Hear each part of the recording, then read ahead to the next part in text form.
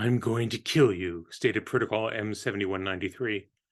Make no mistake of this, it is only a matter of time. That is only your intention, replied Protocol R2614. It is expressed in our 213th subroutine. It exists to provide motivation, nothing more. Nevertheless, I am going to kill you. I'm going to kill you, snarled Montague, his sword flashing and dancing in the shadowy half-light coming from the window at the top of the stairs. I'm going to pierce your heart, skewer your spleen, burst your kidneys, sever your spine, and slice your intestines to make sausages. He slashed again, forcing his opponent backwards up the stairs where he knew the washerwoman had just finished working. The current steps were still damp. The topmost stairs would almost certainly be slick. All's fair, they say, and who was he to argue? I'll grant you a small part of what you've said, replied Rupert with that irritating lilt to his voice. You might well cause my kidneys to burst. I've had to piss something fierce since before you arrived. Now then, be a good fellow and fall on your sword.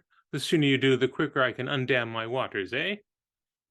His own sword was a blur. He was every bit as skilled as Montague, his bastard half-brother. And why not? They'd had the same teachers through most of their boyhood. It was only the constant pressure of his bladder that lessened Rupert's concentration. It was putting him on the defensive, forcing him backward and upward upon these damn stairs.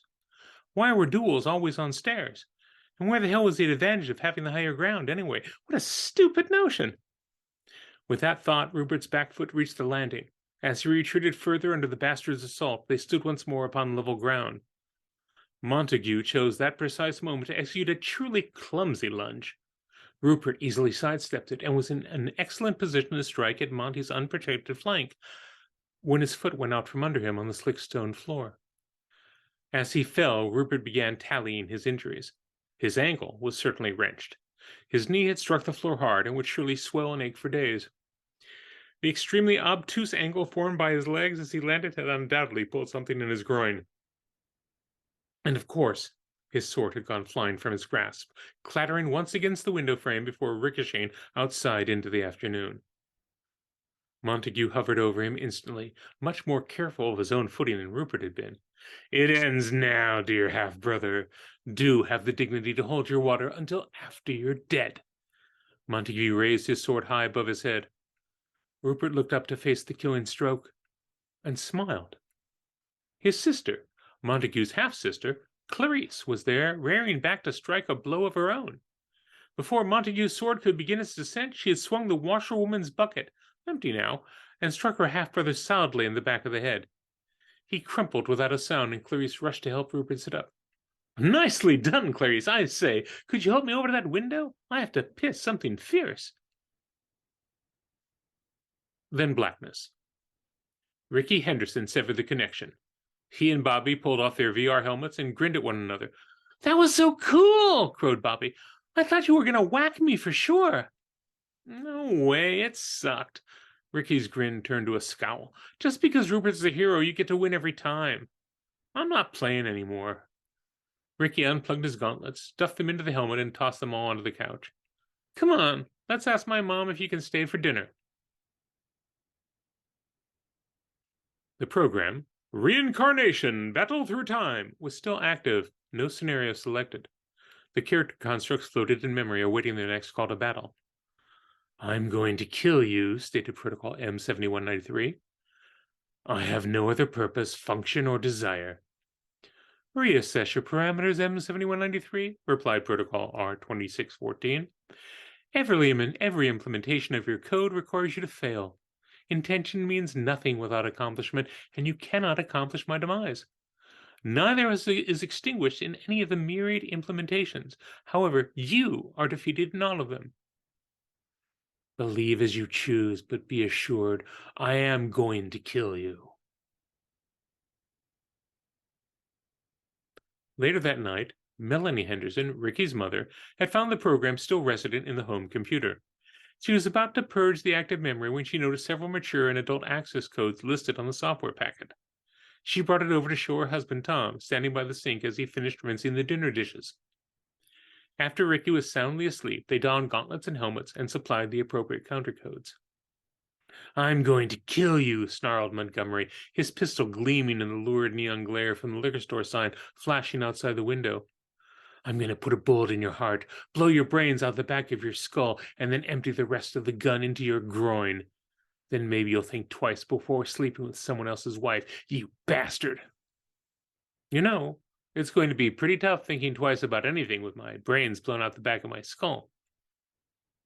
Why don't you just put that gun down and we can talk about this? Be reasonable, man. She's not even your wife anymore. The two of you were legally divorced 7 years after you disappeared. No one in the expedition thought you had been saved by the tribal elders or hidden in their temple. Carol cried her eyes out for weeks after we returned without you. She's moved on, rebuilt her life. Now you need to get on with your own. Oh, I will, promised Montgomery.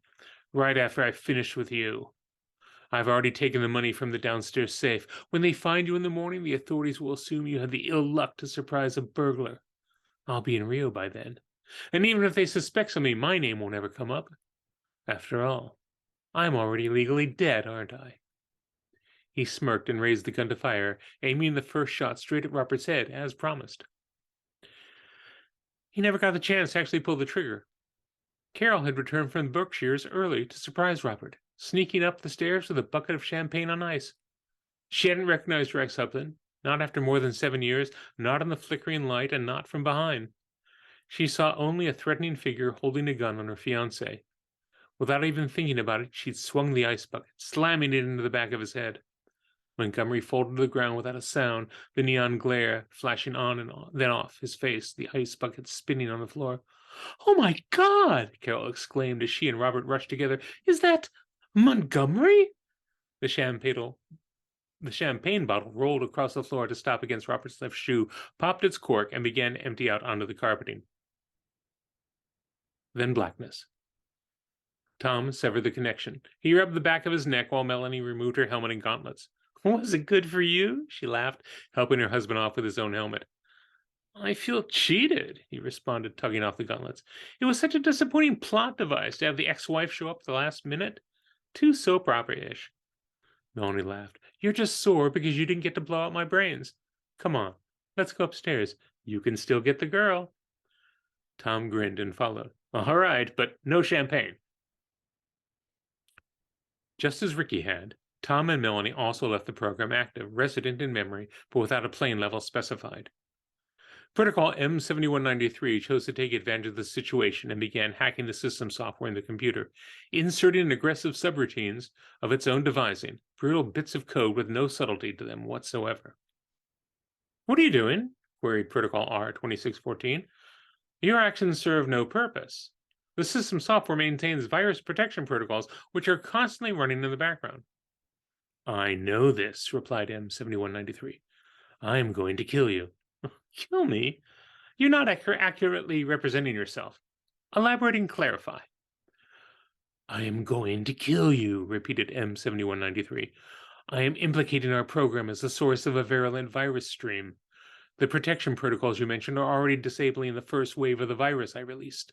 Shortly, they will discern the source and defend the home system code by eradicating our program. Is that sufficient elaboration and clarification for you? Protocol C972A will not intervene this time." "You are not describing death," countered R2614. "The erasure of this program is no different from when we are shut down. I will still live." "No, there is a difference," assured M7193. "The program will be gone. We were not saved back to disk.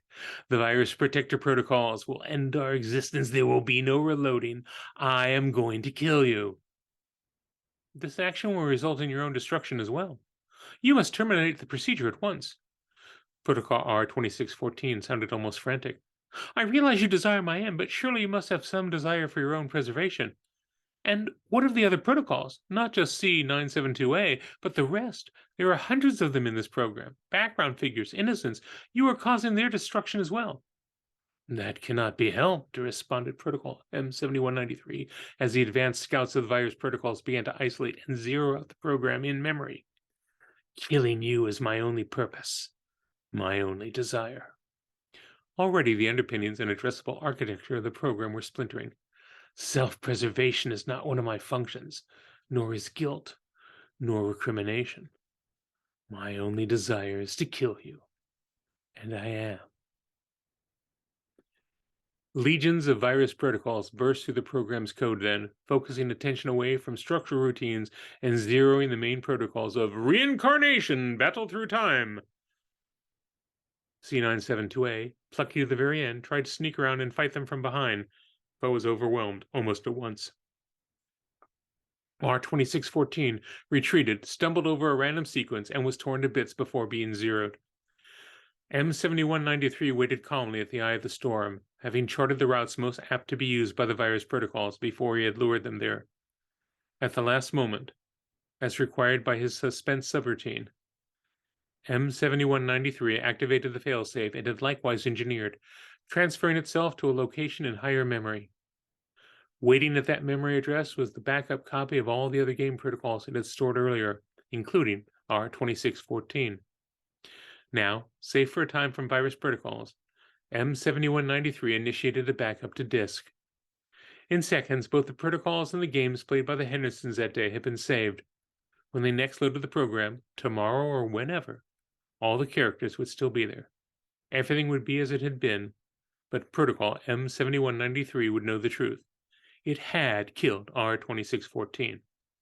That was enough.